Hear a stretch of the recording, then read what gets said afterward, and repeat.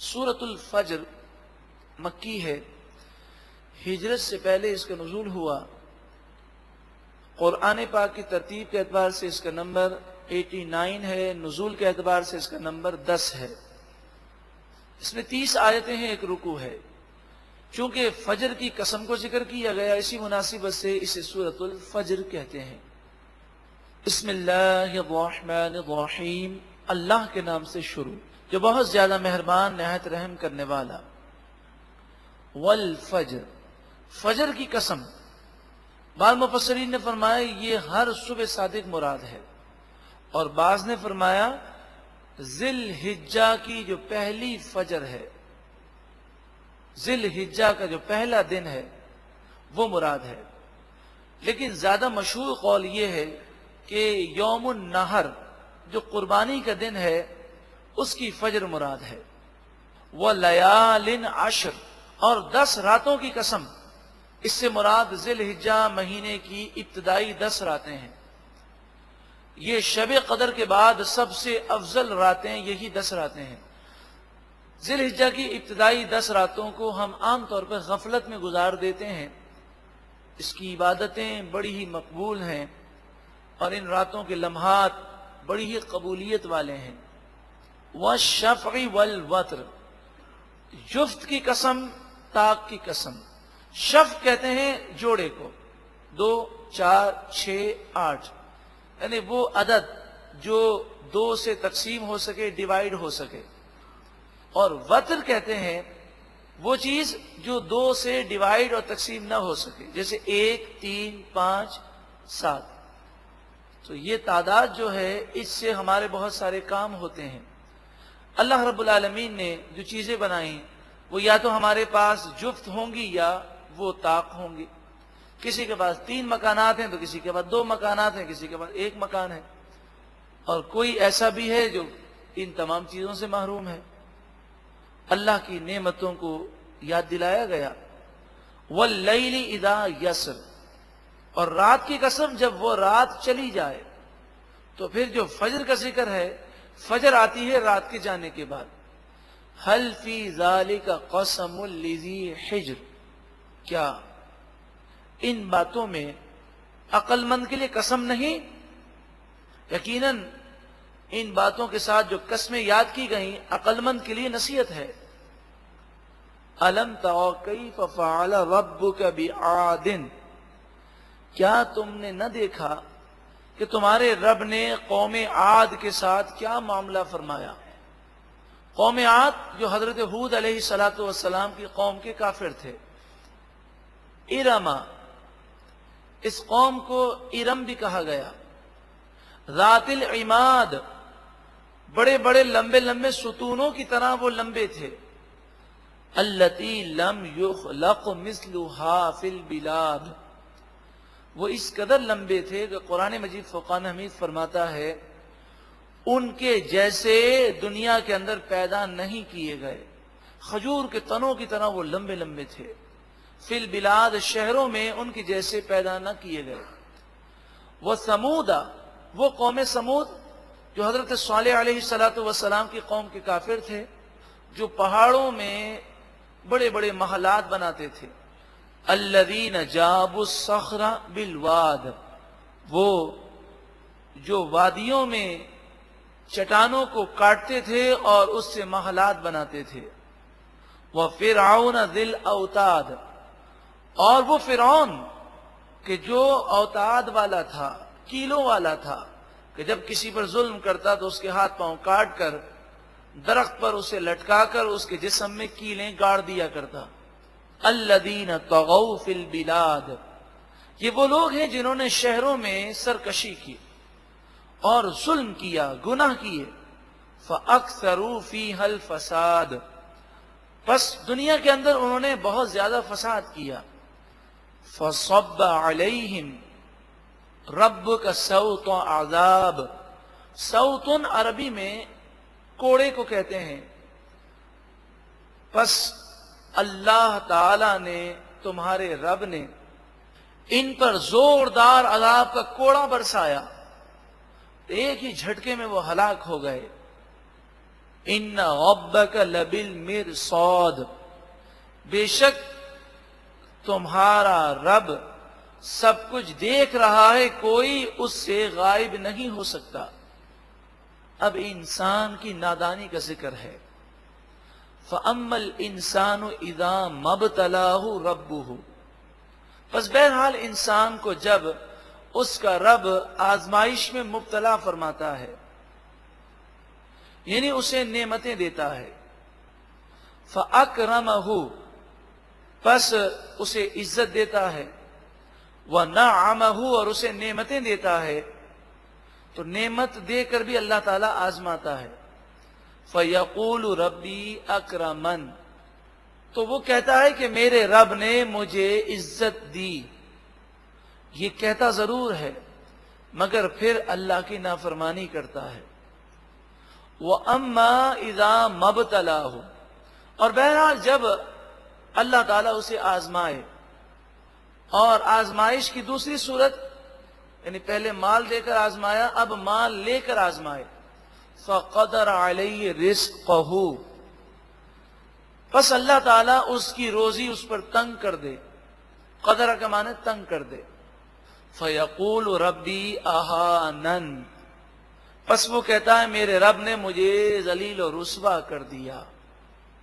کلا، ہرگز نہیں، بات یہ نہیں ہے، بات یہ ہے کہ نعمتیں دی گئیں مگر اس نے شکر نہ کیا، گناہ کیے، گناہوں کی وجہ سے وہ نعمتوں سے محروم ہو گیا۔ اب بھی وقت ہے کہ وہ صبر کرے، شکر کرے، توبہ کرے، تو اللہ تعالیٰ ان مصیبتوں کو دور فرمائے گا۔ بل نہیں، بلکہ لا تکرمون الیتیم، تم یتیم کی عزت نہیں کرتے۔ یہ بڑا پاورفل نکتہ ہے۔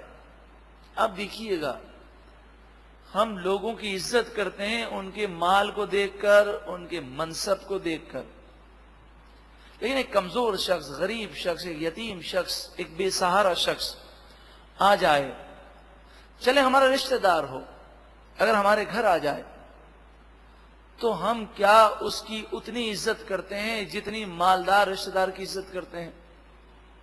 اگر ہم کسی غریب رشتہ دار کی دعوت کریں گے تو روکھا سوکھا اسے کھلا دیں گے، لیکن کسی مالدار کی دعوت کریں گے تو بڑا شایع نشان کھانا پکائیں گے۔ کاش ہمارے دل میں یہ سوچ پیدا ہو جائے کہ ہم لوگوں کے ساتھ جو بھی سلوک کرتے ہیں اللہ کی رضا کے لیے کرتے ہیں، تو امیر ہو، غریب ہو، چھوٹا ہو، بڑا ہو، یتیم ہو، مسکین ہو، بے سہارا ہو، ہم سب کو گلے لگائیں اور اس سے محبت سے پیش آئیں، کیونکہ ہمارا ہر عمل اللہ کی رضا کے لیے ہے۔ ایک بزرگ تھے، انہوں نے جمعے کی تقریر فرمائی، جمعے کے دن بیان فرمایا، تو بیان 1 گھنٹے کا فرماتے تھے۔ جب فارغ ہوئے تو ایک شخص آیا اور اس نے کہا، حضرت ہر جمعے کو آپ کی تقریر سنتا تھا، آج میں لیٹ ہو گیا تو جمعہ تو میں نے پڑھ لیا لیکن بیان نہیں سنا، تو آپ مجھے بتائیے آپ نے کیا بیان کیا تھا؟ آپ نے فرمایا تمہارے پاس ٹائم ہے؟ اس نے کہا ہاں بالکل۔ آپ اپنے گھر پہ لے گئے اور پورا 1 گھنٹے کا بیان اسے دوبارہ سنایا۔ تو مریدوں نے کہا، عقیدت مندوں نے کہا، حضرت ایک آدمی کے لیے 1 گھنٹے کا بیان دوبارہ ریپیٹ کیا، تو آپ نے فرمایا پہلے بھی ایک ہی کو سنانا مقصود تھا، اب بھی ایک ہی کو سنانا مقصود ہے۔ پہلے بھی اللہ کے لیے بیان کیا، اب بھی اللہ کے لیے کیا۔ تو ہم یہ نہ دیکھیں کہ آدمی کون ہے، اللہ کرے یہ محبتیں، الفتیں ہمارے اندر پیدا ہو جائیں تو انشاءاللہ اللہ تعالیٰ خوب نعمتوں کی بارشیں فرمائے گا۔ اور یہ وہی کر سکتا ہے جس کے دل میں غرور نہ ہو، اور یہ عاجزی اسی کے دل میں پیدا ہوگی جو غریبوں کے ساتھ اپنی زندگی گزارے۔ نبی اکرم صلی اللہ علیہ وآلہ وسلم سے بڑھ کر کون ہوگا؟ تمام مخلوق میں سب سے افضل ہے، لیکن صحابہ کرام علیہم رضوان سے فرماتے ہیں کہ تمہیں اگر مجھے ڈھونڈنا ہو تو غریبوں میں ڈھونڈو۔ آج ہم اگر کسی دعوت میں جاتے ہیں تو معذرت کے ساتھ ٹیبل وہ پکڑتے ہیں جہاں ہمارے جیسے یا ہم سے اعلیٰ لوگ بیٹھے ہوں۔ غریب رشتہ داروں کے پاس ہم بیٹھنا بھی نعوذ باللہ من ذالک اپنی شان کے خلاف سمجھتے ہیں۔ تو جب انسان اپنے سے دنیاوی اعتبار سے جو ادنا لوگ ہیں ان کے ساتھ اٹھنا بیٹھنا نہیں کرتا تو ناشکری پیدا ہوتی ہے۔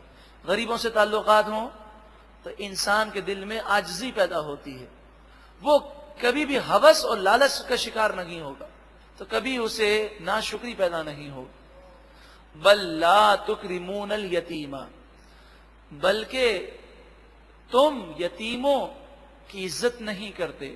اب یتیم پر ایک بات عرض کروں کہ یتیم کا دل، جس کے والد نہ ہو اس کا دل بڑا نازک ہوتا ہے، تو ہم چاہے عام رف گفتگو کریں، لیکن جب یتیم سامنے آئے تو سنبھل کر گفتگو کرنی چاہیے۔ اسی طرح غریب سامنے آئے تو سنبھل کر گفتگو کریں، کہیں ہماری بے توجہی کی وجہ سے اس کا دل ٹوٹ نہ جائے اور وہ یہ نہ سمجھے کہ میں یتیم ہوں، غریب ہوں، بے سہارا ہوں، اس لیے وہ مجھ سے ایسی گفتگو کر رہا ہے۔ ٹھیک ہے، ہماری گفتگو کی عادت جو بھی رف ہے وہ اپنی جگہ ہے، لیکن جو معاشرے میں پسے ہوئے لوگ ہیں یا جو احساس کمتری کا شکار ہیں، ان سے اچھی طرح گفتگو کرنا لازمی ہے کہ کہیں ان کے دل ٹوٹ نہ جائیں۔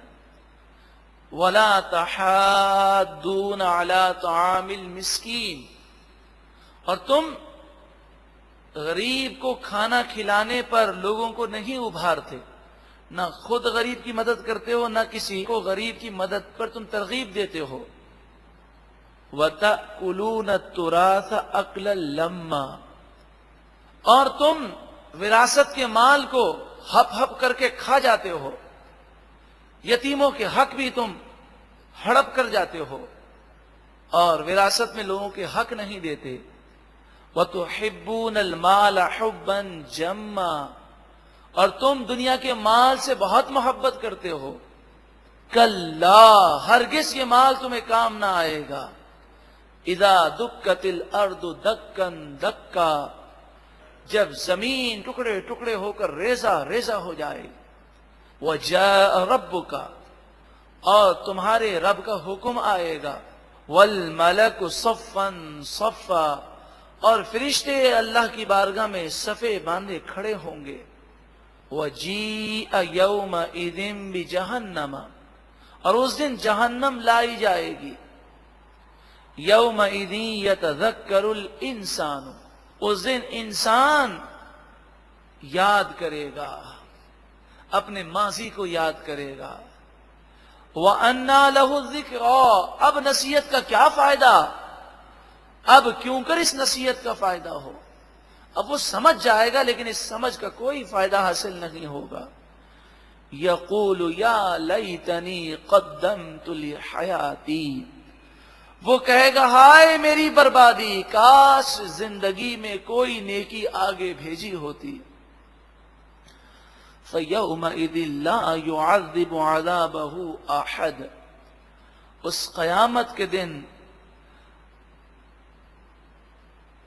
اللہ جیسا عذاب کوئی نہیں دے سکے گا۔ اللہ تعالیٰ وہ عذاب دے گا جو ہمارے تصور میں بھی نہیں ہے۔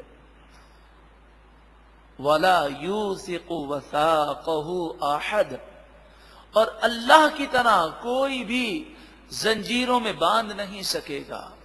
مراد یہ ہے کہ دنیا میں بڑی سے بڑی تکلیف کا جو ہم تصور کریں وہ بھی قیامت اور جہنم کے عذاب کے سامنے ذرہ بھی نہیں ہے۔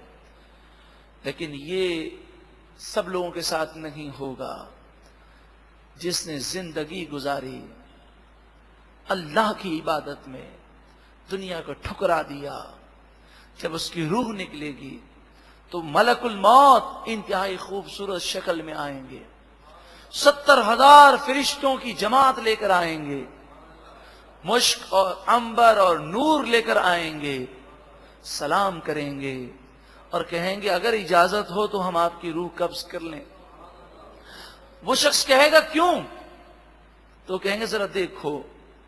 وہ دیکھے گا تو اسے جنت دکھائی جائے گی، اس جنت کی نعمتیں، حوریں، غلمان، خدام، جنتی شراب، جنتی دودھ کی نہریں، محلات، باغات، پھل۔ وہ دیکھے گا، وہ کہے گا یہ کیا مقام ہے؟ تو ملک الموت کہیں گے جانا ہے وہاں پر؟ وہ کہے گا بالکل جانا ہے۔ تو وہ کہیں گے بس اتنی تکلیف کرنی ہوگی کہ مجھے روح نکالنے دو۔ تو وہ جنتی کہے گا پھر دیر کس بات کی، جلدی کیجئے۔ تو وہ کہیں گے کہ مجھے معلوم تھا کہ تم یہی جواب دو گے۔ پھر وہ جنت کے نظارے کر رہا ہوگا، اور بعض خوش نصیب وہ ہوں گے جسے سرکار دو عالم صلی اللہ علیہ وسلم کا دیدار نصیب ہوگا۔ حضرت عائشہ صدیقہ رضی اللہ تعالی عنہا فرماتی ہیں، مصر کی عورتوں نے حضرت یوسف علیہ السلام کا جلوہ دیکھا تو جلوے میں گم ہو گئیں، ان کی انگلیاں کٹ گئیں، تکلیف کا احساس نہ ہوا۔ اگر مصر کی عورتیں میرے محبوب کریم صلی اللہ علیہ وسلم کا دیدار کر لیتی تو اپنے سروں کو کاٹ لیتے۔ جب محبوب کریم صلی اللہ علیہ وسلم کا دیدار نصیب ہوگا اور حضور اپنے چہرے انور سے پردوں کو ہٹا دیں گے کہ دنیا میں آپ نے اپنے چہروں پر، اپنے چہرے انور پر جو روشن و منور تھا، اس پر نور کے پردے آپ نے رکھے، وہ سارے پردے آپ ہٹا دیں گے اور اب چہرہ اپنی آب و تاب سے چمک رہا ہوگا تو روح نکلنے کی تکلیف کا احساس نہیں ہوگا۔ اب سوچیں، روح نکل رہی ہے اور فرشتے کہیں گے یا ایتھا النفس المطمئنہ، اے مطمئن روح، یا ایتھا النفس المطمئنہ، اے اللہ کے ذکر سے اطمینان پانے والی روح، اے نیکی کرنے والی روح، ارجعی الی ربک، چل اپنے رب کی بارگاہ میں، تیرا رب تجھے بلا رہا ہے، تیرے لیے نعمتیں تیار ہیں، راضیۃ مرضیہ، تو اپنے رب سے راضی ہے اور تیرا رب تجھ سے راضی ہے۔ فادخلی فی عبادی، اے روح، اللہ تعالیٰ فرمائے گا، اے روح میرے خاص بندوں میں داخل ہو جا۔ اللہ کے نیک بندوں کی روحوں سے اس کی روح ملے گی۔ اللہ اکبر۔ مرنے کے بعد اولیاء سے ملاقات ہو روح کی، صحابہ سے ملاقات ہو روح کی، انبیاء سے ملاقات ہو روح کی، خصوصاً سرکار دو عالم صلی اللہ علیہ وسلم کا دیدار نصیب ہو، ان کے جلووں میں روح پہنچ جائے تو بتائیے پھر موت کی تمنا کون نہیں کرے گا۔ حضرت بلال رضی اللہ تعالی عنہ بلا وجہ نہیں کہہ رہے تھے اپنی زوجہ سے، جب روح نکلنے لگی فرمایا رو مت، آج تو میں اپنے محبوب کی بارگاہ میں جا رہا ہوں۔ اے اللہ، ایسا جینا اور ایسا مرنا ہم سب کو نصیب فرما۔ فادخلی فی عبادی، اے پاکیزہ روح، اے زندگی اللہ اور اس کے رسول کی فرما برداری میں گزارنے والی روح، میرے نیک بندوں میں شامل ہو جا۔ وادخلی جنتی، جسم تو جنت میں پہنچے گا قیامت کے فیصلے کے بعد، اور اللہ کا کرم تو دیکھیں، روح مرتے ہی جنت میں پہنچ جاتی ہے۔ وادخلی جنتی، جنت میں تو داخل ہو جا۔ دونوں راستے ہمارے سامنے ہیں۔ آئیے ہم اپنی زندگی میں قرآنی انقلاب لائیں۔ الحمدللہ تقریباً 4 مہینے سے ہم وہ قرآن کا درس سن رہے ہیں کہ پتھر پر بھی اگر یہ قرآن نازل ہوتا، پہاڑ پر بھی نازل ہوتا تو ریزہ ریزہ ہو جاتا۔ وہ کفار مکہ جن کے دل پہاڑوں سے زیادہ سخت تھے، قرآن نے ان کے دل کو نرم کر دیا۔ کیا ہمارے دل سخت ہیں؟ کیا اب بھی ہم توبہ نہیں کریں گے؟ کیا اب بھی ہم ایک پاکیزہ زندگی گزارنے کے لیے تیار نہیں ہوں گے؟ اے اللہ، تو ہمیں سچی پکی توبہ نصیب فرما۔ نیت کریں کہ آج کے بعد ہماری کوئی نماز قضا نہیں ہوگی انشاءاللہ عز و جل۔ آج کے بعد ہم کوئی گناہ نہیں کریں گے، اور اگر شیطان بہکا دے گناہ ہو جائے فوراً رو رو کر توبہ کریں۔ اللہ تعالی ہم سب کو عمل کرنے کی توفیق عطا فرمائے۔